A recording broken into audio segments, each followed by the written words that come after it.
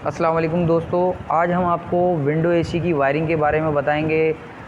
हम white board पे आपको वायरिंग उसका लेआउट बता चुके हैं। आज हम प्रैक्टिकली तौर पे उसके कंपोनेंट्स पैनल बॉक्स के अंदर कहाँ फिट होते हैं और उसके जो है किस तरीके से वायरिंग हुई भी होती है और कंपनीज़ किस तरीके से उसकी वायरिंग को इंस्टॉल करती है, उसके बारे में आज हम आपको बताएंगे। यहाँ पर जो है हम आपको दिखाना चाह रहे हैं, यहाँ पर जो है ये देख रहे हैं केबल जो आ रहा है, इसमें बहुत सारी वायरें नज़र आ रही हैं। वायरों से आपने घबराना नहीं है, इंशाल्लाह आपको जो है बहुत आसान तरीके से कनेक्शन करके बताएंगे, क्योंकि सारा काम जो होता है हमारा और न्यूट्रल और फेज़ का होता है। ये इसकी मेन लीड है, ये न्यूट्रल है, एक फेज़ है, एक न्यूट्रल है और एक अर्थ की वायर है। बस इनका जो है अर्थ की वायर का जो काम होता है वो अर्थिंग इसके ज़रिए पूरे पैनल बॉक्स के साथ हम कनेक्ट कर देंगे, तो ये अर्थिंग हो जाएगा, ज़मीन के साथ कनेक्शन हो जाएगा इसका।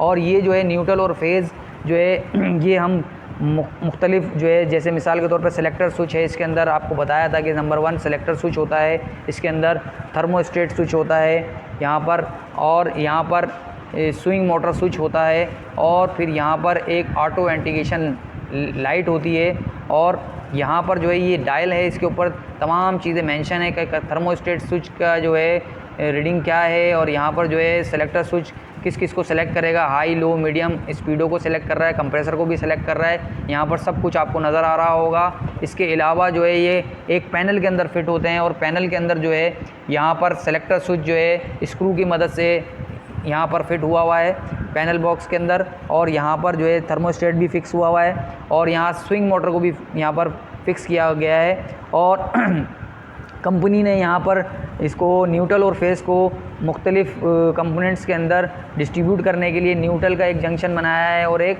फेस का जंक्शन दिया है। और यहाँ पर जो है एक कैपेसिटर जो है ड्यूल कैपेसिटर भी आपको नज़र आ रहा है, जो हम बता चुके हैं लेआउट के अंदर, वायरिंग के अंदर, और यहाँ पर अब प्रैक्टिकली तौर पे आपको दिखाएंगे। तो यहाँ पर आपको नज़र आ रही हैं इसके कनेक्शन अलग किए हुए हैं हमने। यहाँ पर ये फ़ैन मोटर से आने वाली केबल है और ये कंप्रेसर से आने वाली केबल है, और इसको जो है हम कनेक्ट करेंगे इसके साथ। अब कनेक्ट किस तरीके से करेंगे, जैसे कि मिसाल के तौर पे इसमें 3 स्पीडें हैं फ़ैन मोटर की, 3 स्पीडें, एक हाई है, एक लो है, एक मीडियम है, और एक रनिंग है और एक स्टार्टिंग है, एक रनिंग है और एक स्टार्टिंग है। तो ये 5 वायरें हैं, इन 5 वायरों को हम कनेक्ट करेंगे।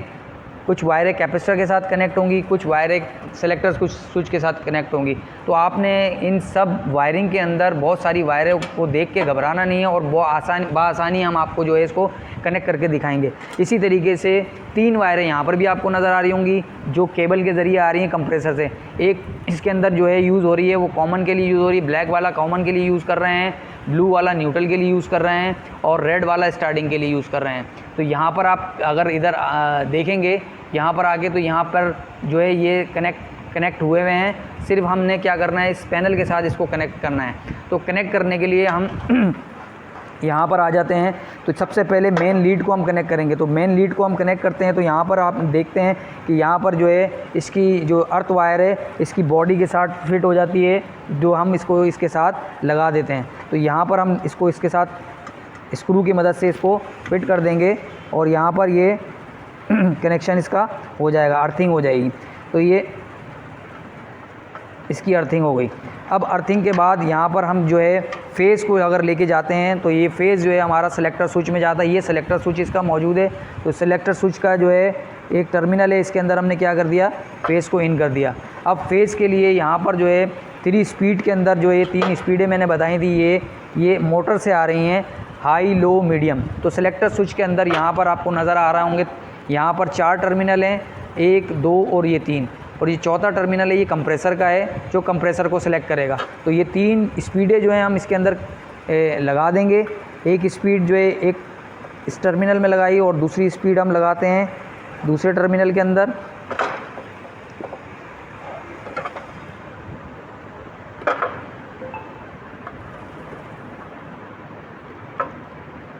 ये हमने स्पीडें इसके अंदर जोड़ दी हैं। बची हमारे पास यहाँ पर रनिंग और स्टार्टिंग। तो ये येलो वाला जो है ये स्टार्टिंग वायर है, और ऑरेंज वाला जो है वो रनिंग वायर है। तो यहाँ पर मैंने जैसे कि आपको बताया है कि ये स्पीड है, सबसे पहले हम फेज़ को डिस्ट्रीब्यूट कर देते हैं। तो फेज़ जो है हमारा फ़ैन मोटर के अंदर इन हो चुका है सेलेक्टर स्विच के ज़रिए, और मेन लीड के ज़रिए यहाँ पर इसने फेज़ को इन कर दिया है। अब थर्मोस्टेट के अंदर जो सेलेक्टर स्विच जब कंप्रेसर को सेलेक्ट करेगा तो दर्जा हरारत कंट्रोल करने के लिए यहाँ पर आपको नज़र आ रहा है थर्मोस्टेट स्विच, और इसका यहाँ एक सेंसर है जो एवोपरेटर से हटा के लगाया जाता है ताकि ये रूम की जो है हवा को, जो है ठंडी हवा को सेंस करके इसको ऑटोमेटिक कराए।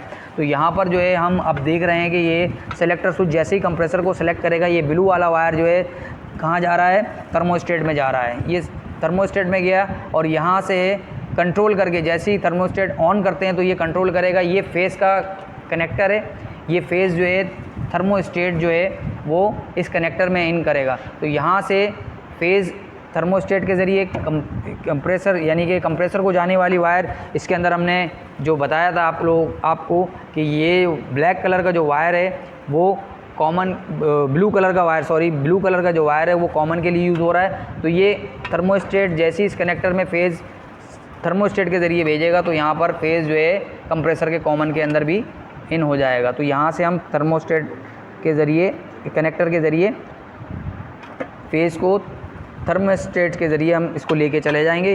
अब यहाँ पर भी हमारे पास कंप्रेसर में फेज़ जा चुका है और फ़ैन मोटर के अंदर भी तीनों स्पीडों के ज़रिए फेज़ को एक एक को सेलेक्ट कर लेंगे। और यहाँ पर रनिंग स्टार्टिंग बची है फ़ैन की और यहाँ पर कंप्रेसर की रनिंग स्टार्टिंग बची है। तो अब हमारे पास जो है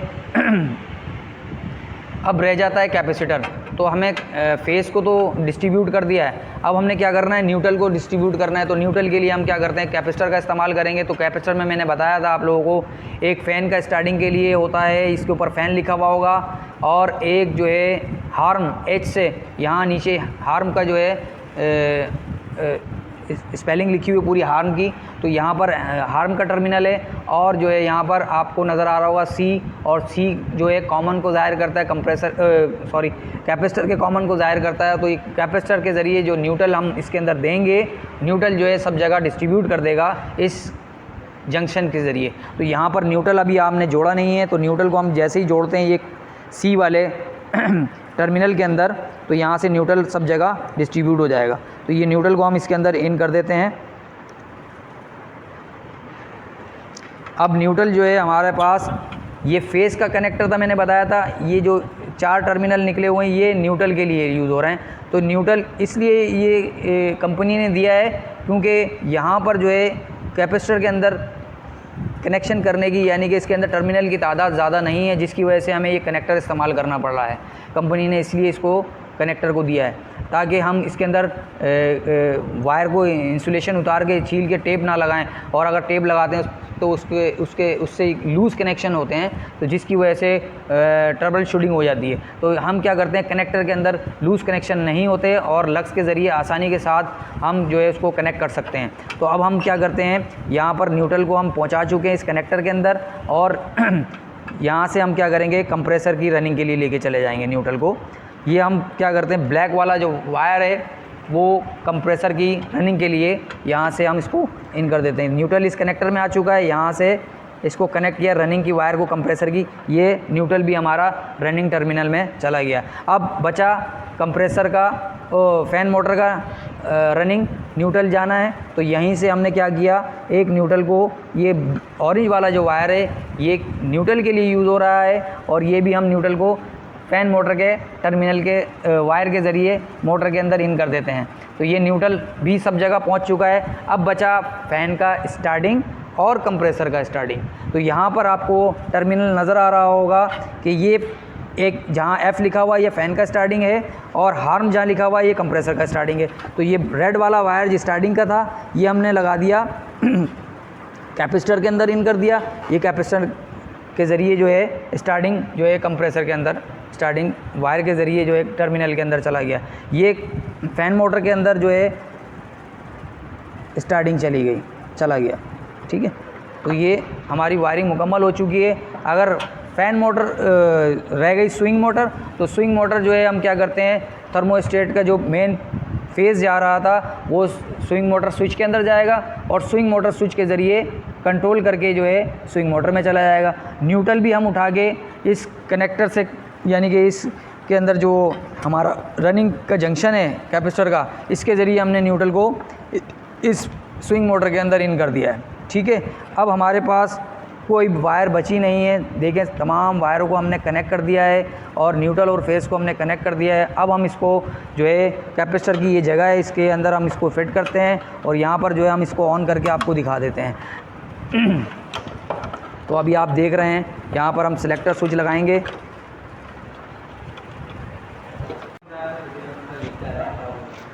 अच्छा दोस्तों, अब हमने इसकी जो है जहाँ कैपेसिटर इसका फिट होना था वो हमने अपनी जगह पे इसको लगा दिया है ताकि लूज़ कनेक्शन ना हो। तो इसलिए क्योंकि ये कैपेसिटर निकला हुआ अगर हम चलाते तो ये लूज़ कनेक्शन का ख़तरा था, तो इसलिए हमने इसको अपनी जगह पे फिट किया है।